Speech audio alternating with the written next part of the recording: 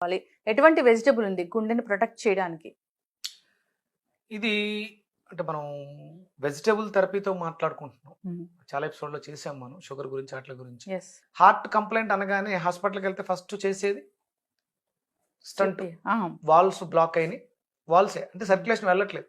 అక్కడ ఏదైతే బ్లాక్స్ ఉన్నాయో ఆ బ్లాక్స్‌ని క్లియర్ చేయడానికి అవకాశం లేక హ్మ్. దాన్ని కట్ చేసి అక్కడ స్టంట్ ఎయటం. ఒక స్టంట్‌ని పంపిస్తారు లోపలికి. హ్మ్. ఆ ఫ్లోని మళ్ళీ అంటే సర్క్యులేషన్‌కి సంబంధించింది. హ్మ్. అంతే ఇన్‌ఫ్లో లోపలికెళ్ళిన బ్లడ్ ప్యూరిఫై అయ్యి బయటికి రావటం. చెడు రక్తం, మంచి రక్తం ఇదే జరుగుతుంటది. దమనలు, సీరలు. ఈ ఈ సర్క్యులేషన్ డిజార్డర్ రావటం వల్ల మాక్సిమం అంటే హార్ట్ అటాక్ అనేది మనకి చాలా తక్కువ అమ్మ. ఇప్పుడు వచ్చేవన్నీ కూడా గ్యాస్ట్రిక్ వల్ల మనం తిన్న ఆహారం సరిగా లేకపోవడం వల్ల అల్సరు, గ్యాస్ట్రిక్ ఈ స్టేజ్ల వల్ల కార్డియాక్ అరెస్ట్లు ఎక్కువ వస్తాయి. మాక్సిమంగా ఆయుర్వేద శాస్త్రం ప్రకారం హార్ట్ అటాక్ జెన్యూన్ అనేది మనకి మండే తెల్లవారుజామున మాత్రమే వస్తుంది. సోమవారం తెల్లవారుజామున మాత్రమే. అంతే అది జెన్యూన్ హార్ట్ అటాక్ ఆయుర్వేద శాస్త్రం ప్రకారం. ఎందుకంటే మనసుకు సంబంధించింది, ఇది చంద్రుడికి సంబంధించింది. అందుకని ఎక్కువ జెన్యూన్ గా హార్ట్ అటాక్ అనేది అక్కడ మాత్రమే వస్తుంది. కానీ ఇప్పుడు తర్వాత వచ్చేవన్నీ కూడా ఇప్పుడు వచ్చేవన్నీ కూడా మనకి సర్క్యులేటరీ డిజార్డర్ వల్ల వస్తాయి. సర్క్యులేషన్ సరిగ్గా లేదు. మనం తిన్న ఆహారంలో వ్యర్థాలు ఎక్కువగా ఉండటం వల్ల ఆయిల్స్, ఫ్యాటీ లివర్ అని చెప్పేసి మనం ఎపిసోడ్ లో చేసుకున్నాం కదా.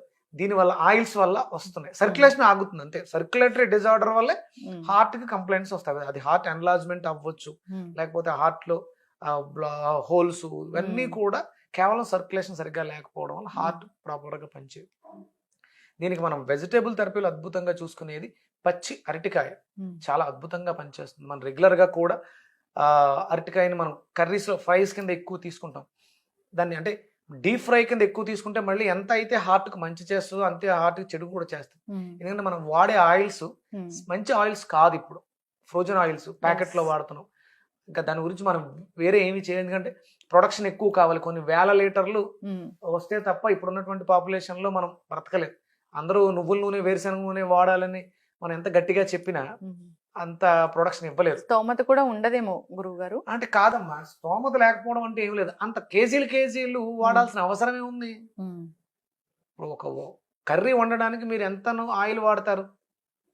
ఒక 2 స్పూన్లు వేస్తే సరిపోతుంది. కానీ ఏం చేస్తున్నారు, నూనె ఎక్కువ తేలాలి, రంగు ఎక్కువ కావాలి అని చెప్పేసి 4-5 స్పూన్లు వేస్తే ఎక్కువ వాడుతున్నారు. ఇది అయితే రేట్ ఎక్కువ కాబట్టి ఇంచుమించు మామూలు ఒరిజినల్ నువ్వుల నూనె అనుకోండి ఒక 300 పడుతుంది.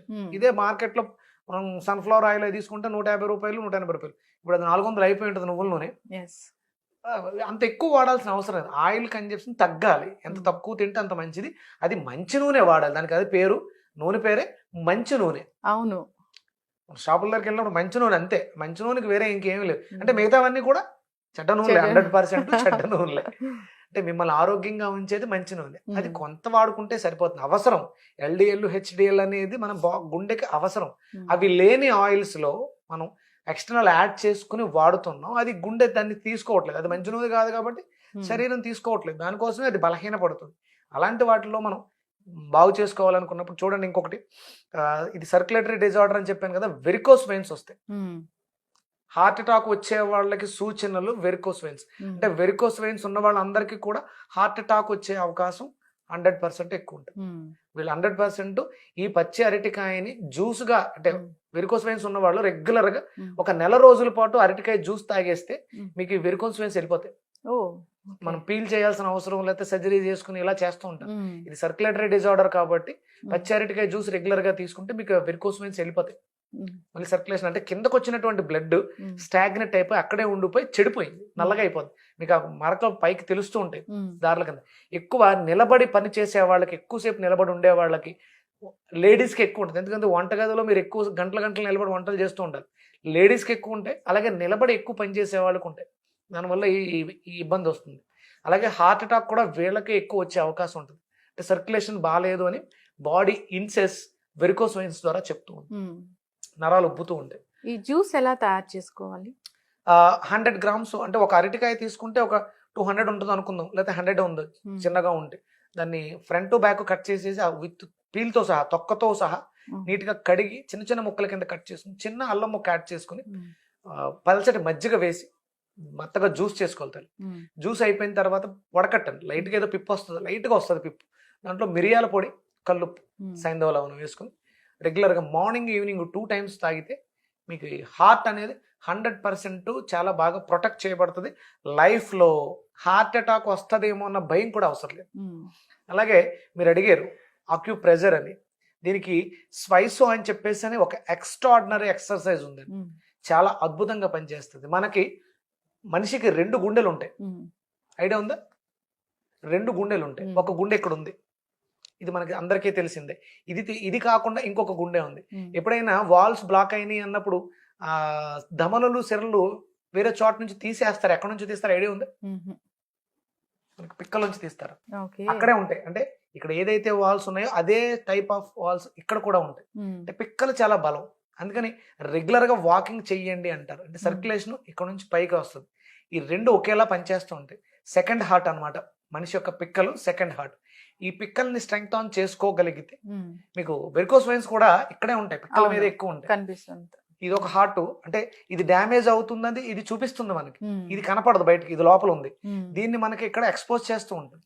ఈ పిక్కల్ని స్ట్రాంగ్ చేసుకోవడం ద్వారా అద్భుతంగా ఈ సమస్య నుంచి బయటపడవచ్చు. వెరికోస్ వెయిన్స్ కి సమాధానం చెప్పొచ్చు, అలాగే హార్ట్ కూడా స్ట్రెంగ్త్ ఆన్ చేసుకోవచ్చు.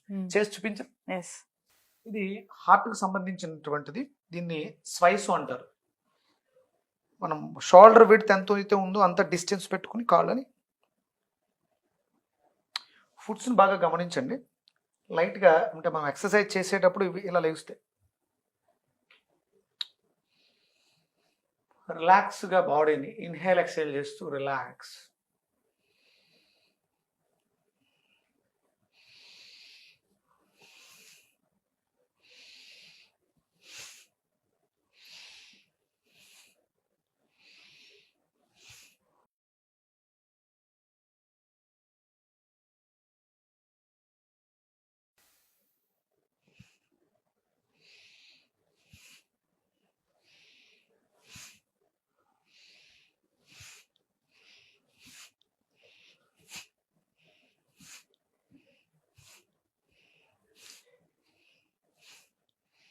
శ్వాసని నెమ్మదిగా లోపలికి తీసుకొని ఇలా వచ్చిన తర్వాత బయట ఫోర్స్గా కొట్టాలి.